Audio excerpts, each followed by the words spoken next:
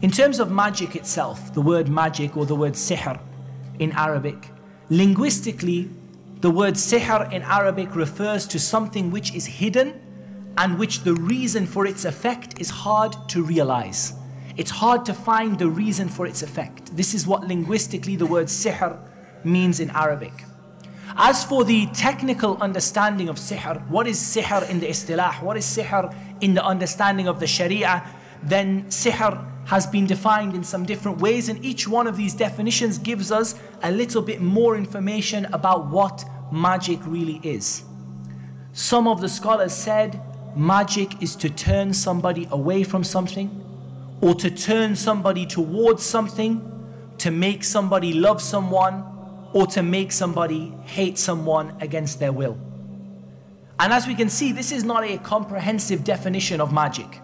This is simply describing some of the characteristics or some of the effects of magic. And we find these different definitions amongst the ulama of Islam. Some of them defined magic by describing some of its effects. Some of them defined magic as describing the method that the magician used, and some of them had a more general definition of magic. So this first definition is that magic is to turn somebody away from something, or to turn somebody towards something, to make somebody love someone and to make somebody hate someone, i.e. all of these things against that person's will. Abu Muhammad al-Maqdisi rahimahullah said that magic is spells, incantations and amulets which affect the body and the heart and the mind of the afflicted person, and so it kills some of them and it makes others ill and it causes the marriage of others to break up. All of this by the permission of Allah. This is a more comprehensive definition, but it's still not the most comprehensive. It's one of the more comprehensive definitions.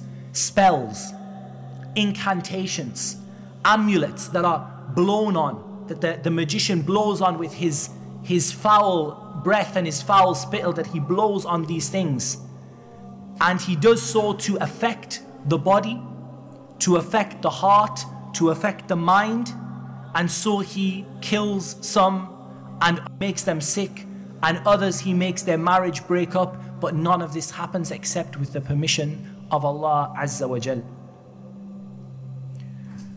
A more comprehensive definition of magic is to say that magic is a contract, an agreement between the magician and the jinn.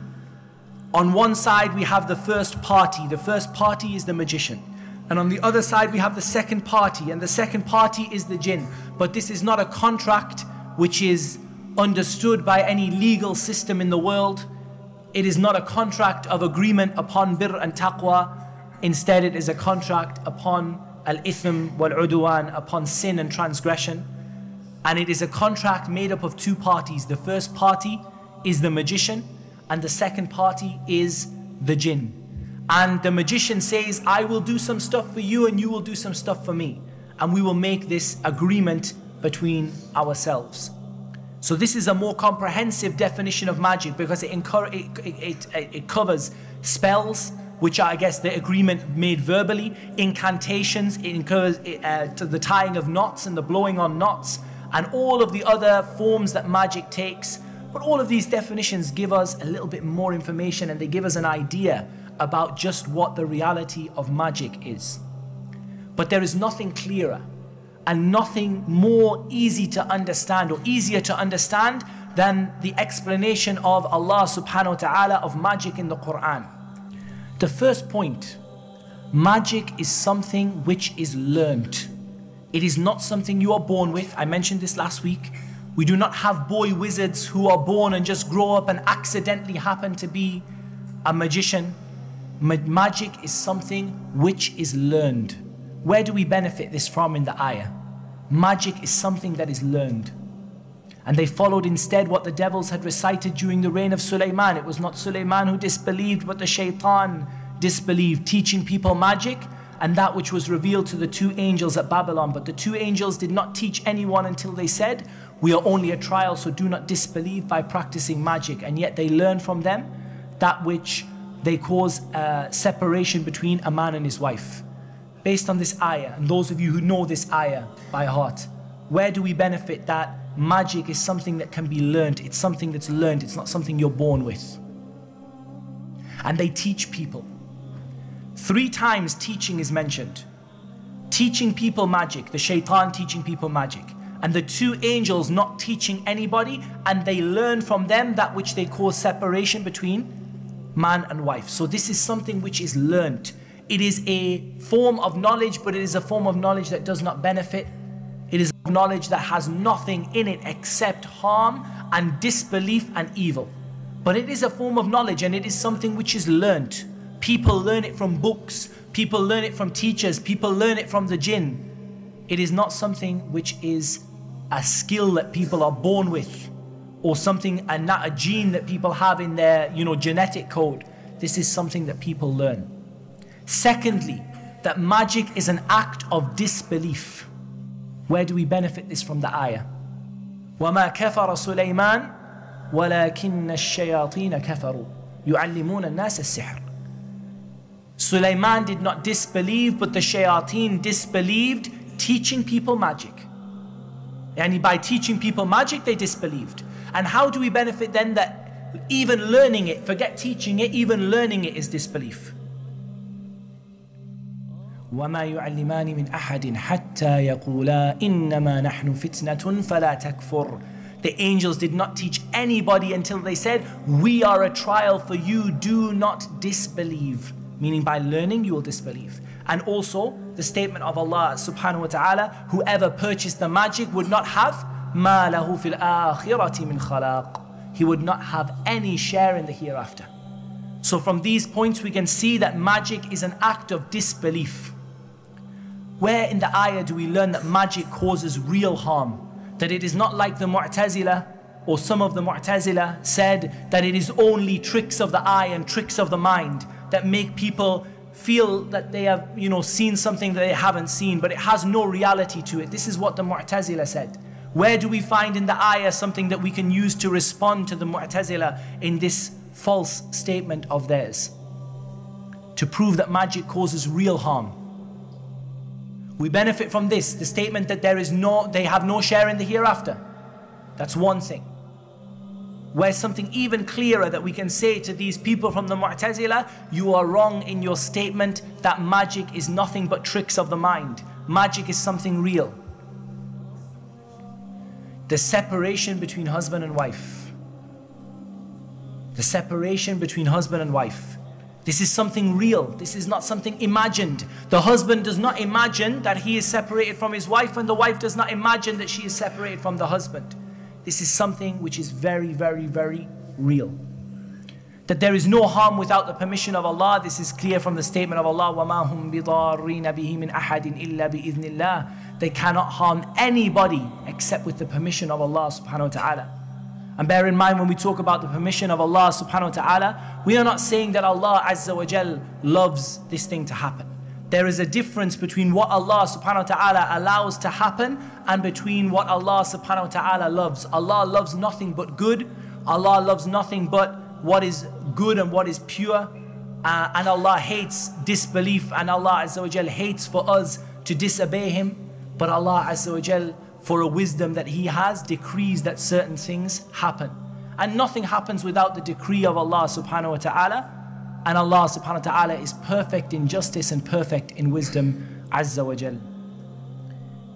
There is no such thing as good magic or white magic.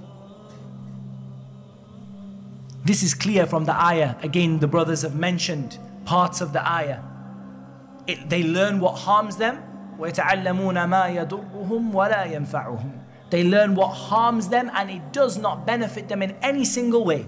There is no white magic, there is no good magic, there is no magic of Sulaiman, there is no magic of Dawood and all the other forms of magic that the people said, which are supposedly good magic or white magic, magic for the good of the people. There is nothing in magic except disbelief and evil, corruption, and worshipping the shaitan, disbelieving in Ar-Rahman subhanahu wa ta'ala. We mentioned the opinion of some of the Mu'tazila and the philosophers that magic has no reality, that it's simply tricks of the mind, and we showed how this is not true. Some more points of benefit. What about the ruling of this pretend magic? What about buying your kids a little, box set on how to do little magic tricks and make the card disappear and pick a card, any card? In reality, this is something without a shadow of a doubt which is very haram. Why? Because it leads to imitating the magicians. It makes somebody love magic. It makes them love magicians. It makes them encouraged towards practicing it. And at the end of the day, it shows a kind of a affinity and a kind of a love towards magicians, and it is a step towards practicing real magic. So it's not permissible for people to buy these kinds of kits. Other forms of knowledge that are related to magic that have the same ruling: fortune telling, soothsaying, reading the tea leaves, reading the palms, astrology, a diviner or a seer, someone who says that I can tell you where your car got stolen, who's got it, I can tell you who did this, somebody broke your window last night, I can tell you who it is. People who write horoscopes and so on and so forth, all of these things together are under the ruling of magic, and everything that I've said applies to them. What about these people we see on TV? What about David Blaine? What about Chris Angel and all of these people that are seen on TV? And what is the ruling of watching them? It is said that some of these people use tricks of the camera and tricks of the studio and computer-generated graphics to do what they do. Even if this is true, it would be haram to watch them. But from my experience and what limited knowledge I have, and Allahu A'lam, it seems to me that these people are genuinely engaged in magic. And it is very clear that the description of the magician applies very closely to them, and many of the tricks they do cannot be explained away by tricks of the television. Even if they were tricks of the television, it would not be permissible for you, because this would be something that is showing love towards the magicians, imitating the magicians, loving the people who hate Allah and His Messenger sallallahu alaihi wasallam. So it would not be permissible anyways, but it seems that they are genuinely magicians, the majority of them, and it is extremely, extremely serious to watch them. The Messenger of Allah sallallahu alaihi wasallam said, whoever goes to a fortune teller and asks a question, his salah will not be accepted for 40 days. And whoever believes in what they say has disbelieved in that which was revealed to Muhammad sallallahu alaihi wasallam. Watching a magician on TV, according to the opinion of most, if not all, of the scholars who have answered this question, watching a magician reading your horoscopes makes you from the people whose salah is not accepted for 40 days. Believing in what you read makes you a disbeliever who has left the religion of Islam. Watching someone like this on TV, your salah is not accepted for 40 days. Wallahu a'lam. Believing in their magic and the way that they do things and their power, you leave Islam. So it is a very, very, very serious thing to do.